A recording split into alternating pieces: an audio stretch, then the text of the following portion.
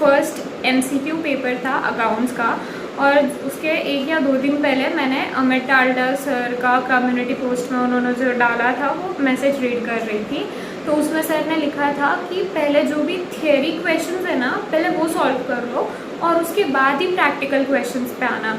चाहे वो practical question कितना भी इजी लगे, वो पहले नहीं करना है, पहले सारे थियरी वाले कर लेने। और फर्स्ट अटैम्प्ट था मेरा, तो ऑफकोर्स मुझे कोई आइडिया नहीं थी, तो मैंने ये पढ़ा, तो मैंने सोचा यार सर बता रहे तो कोई एक्सपीरियंस ही बता रहेंगे, तो सुनती हूँ सर का। तो मैंने एग्ज़ाम में ऐसे ही करा, जो थियरी क्वेश्चंस है ना थियोरेटिकल, वो पहले किए, और मतलब जो क्वेश्चन पेपर है ना उसी में मैंने पहले आंसर स्टिक किए, वही के वही।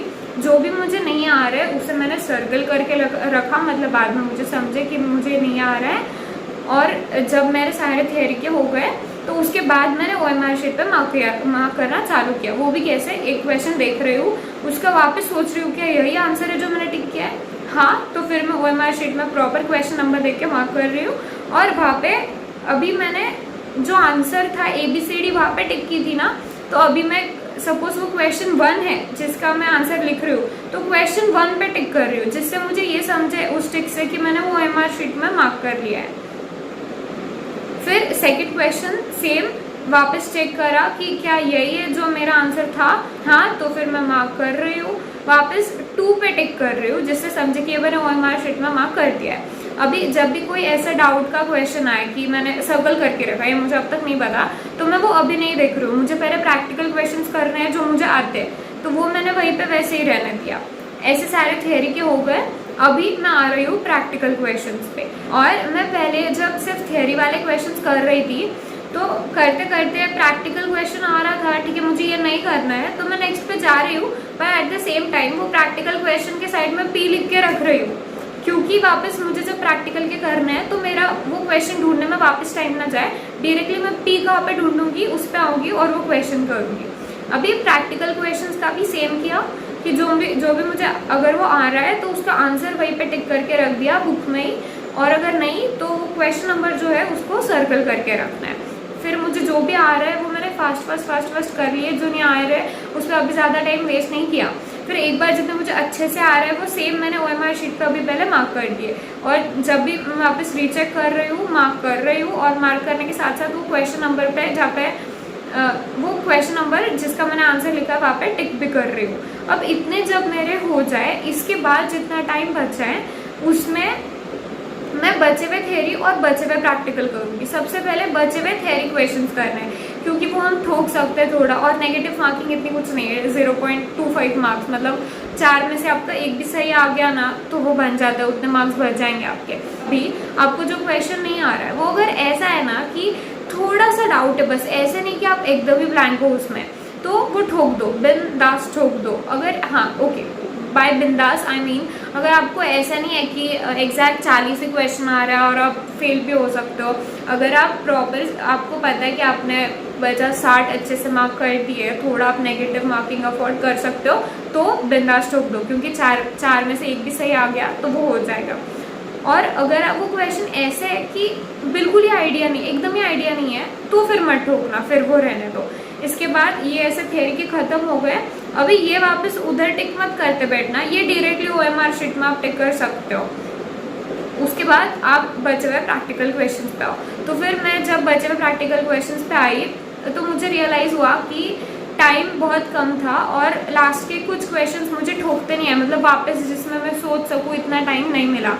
तो तब मुझे, हमें पहले ऐसा लगता है ना यार MCQ पेपर ही है, इसमें तो टाइम पूर जाएगा, मतलब इसमें तो टाइम मिलता ही है, जैसे MCQ पेपर है उसमें क्या है, बस टिक तो भरना, सर्कल ही तो भरने, ऐसे नहीं रहता। मतलब मैं सच में इतना क्यों बोल रही हूँ उसी चीज़ को, हम बहुत लीनियंटली ले लेते हैं MCQ पेपर्स को, हमें लगता है टाइम पूर जाएगा, पर प्रैक्टिकल क्वेश्चंस ऐसे रहते हैं ना कि उसमें टाइम नहीं पूरता है। और तब मुझे समझा कि मैंने कितनी अच्छी बात की अमित टाल्डा सर की बात सुन के, क्योंकि अगर मैं वो प्रैक्टिकल क्वेश्चंस पे पहले ही फंस गई रहती तो बाद में जो थियरी क्वेश्चंस इजी वाले मुझे आ रहे थे ना वो करने को भी टाइम नहीं पड़ता। तो आप भी यही करना, पहले सबसे पहले जो भी थियोरेटिकल क्वेश्चंस आ रहे हैं वो बुक में टिक कर लो, उसके बाद सेकेंड टाइम वो वापस रीचेक करके OMR शीट में मार्क करो, थर्डली जो प्रैक्टिकल, हाँ, और साथ में जो प्रैक्टिकल है जो आपको अभी नहीं कर रहे वहाँ पे पी लिख के रख दो। थर्ड, आपने जहाँ पे पी लिख के रखा है प्रैक्टिकल क्वेश्चंस को, वो उसमें से जितने भी आ रहे हैं वो सॉल्व करो और वहीं पे क्वेश्चन पेपर में टिक करके रखो। फिर फोर्थ, वो वापस चेक करके OMR शीट में मार्क करो।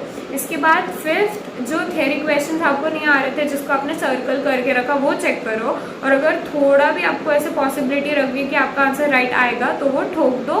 बट ये इतने जब आप श्योर होगे कि ये अगर रॉन्ग भी हो गया तो आप पास फेल के एकदम वहाँ पे खड़े नहीं हो बॉर्डर पे, आप थोड़ा आगे आ चुके हो तो थोड़ी नेगेटिव मार्किंग हो भी गई तो प्रॉब्लम नहीं है, फिर आप ठोक दो उतने, बट एकदम ही नहीं आ रहा तो मत ठोकना।